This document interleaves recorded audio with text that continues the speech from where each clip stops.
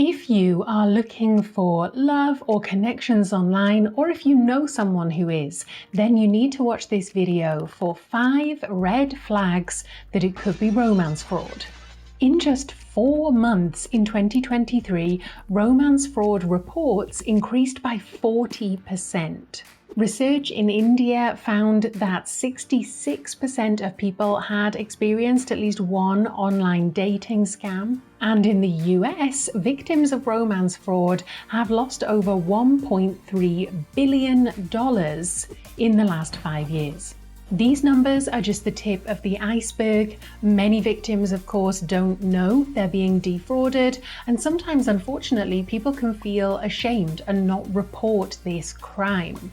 Victims, of course, shouldn't feel ashamed. The scammers running these schemes are professional, well-trained, they know the tactics that work, and they share those tactics with one another. And that's what we're doing today. I am going to share information with you to help you spot those scams, the 5 key signs that a new connection online could actually be a romance fraudster.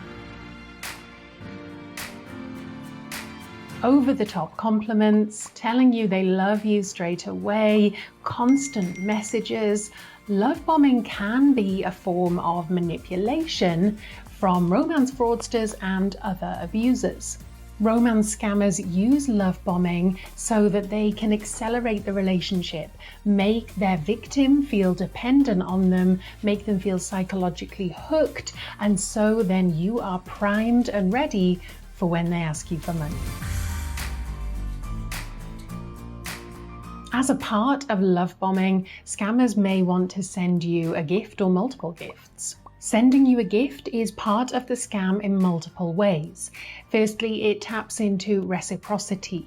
So if they give you something, then psychologically you are primed to want to return the favor, to want to give them something when they come asking for money. Sending you a gift can also be more directly part of the crime. I interviewed an expert in romance fraud while I was writing my new upcoming book, Hacked: The Secrets Behind Cyber Attacks. I spoke to Ruth Grover, who runs the anti-romance fraud group Scam Haters United.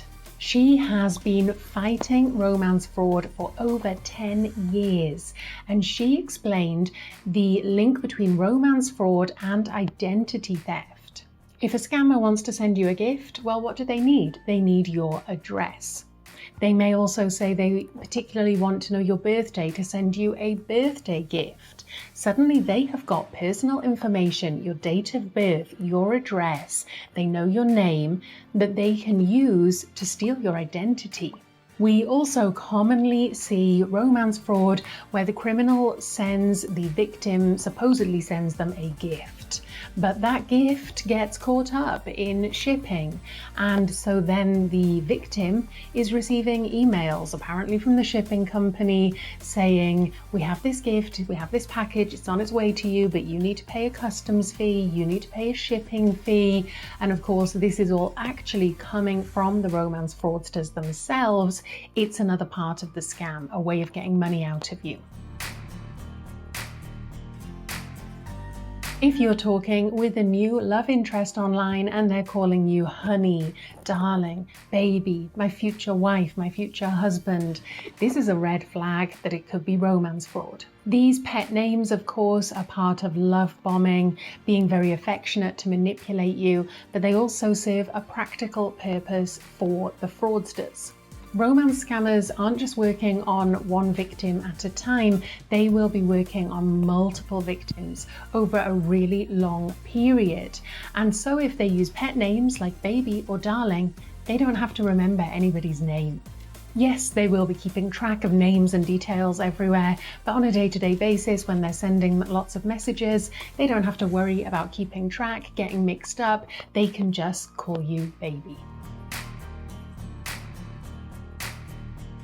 One thing people often don't realize about romance fraud is how much of a long game these criminals are often playing. Yes, you get some amateur scammers who will just ask for money straight away, but most commonly these romance fraudsters will spend weeks, months, even years, working on their victims, luring them in, making them feel as if they are in a real relationship before they start to ask for the money or hint at needing money.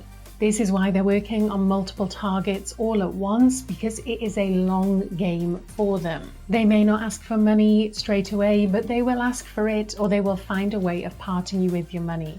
They may, try and elicit sympathy, hint at problems, talk about problems in their life, say if only they had money to help with this, or they may point you towards a cryptocurrency investment scheme. So not asking for the money directly to them, but showing you maybe a website that looks legitimate, saying you can invest and make lots of money here. What you don't realize is that they are running the website too. Whether they directly ask for money, hint at money, or have another way of parting you with money, that will always be involved, and they will spend a long time building up a relationship, making you feel you can trust them before they introduce these ways to part you with your cash. Romance fraudsters will often have many excuses as to why they can't meet in person, do video calls, do phone calls. A common excuse is that they are in the military and their location is secret or very sensitive. They might say they'd love to meet in person, but as they're in another country, they can't afford the airfare. And then next thing you know, you find yourself offering to cover the airfare, to send them the money for the flight, and then they don't turn up. Maybe they'll have an excuse as to how they were unwell, or there was a family crisis, there was an emergency, they couldn't make that flight. Look out for inconsistencies in their stories and listen to your instincts. Also be aware that with AI, it is now, of course, easier for criminals to create fake images, video, voice, and so we may see this trend change where criminals are using deepfake more in romance scams. Let me know in the comments what other big red flags of romance fraud you have seen or experienced, and don't forget to share this video with anyone you know who is looking to make an online connection. It might just help them stay safe from scammers.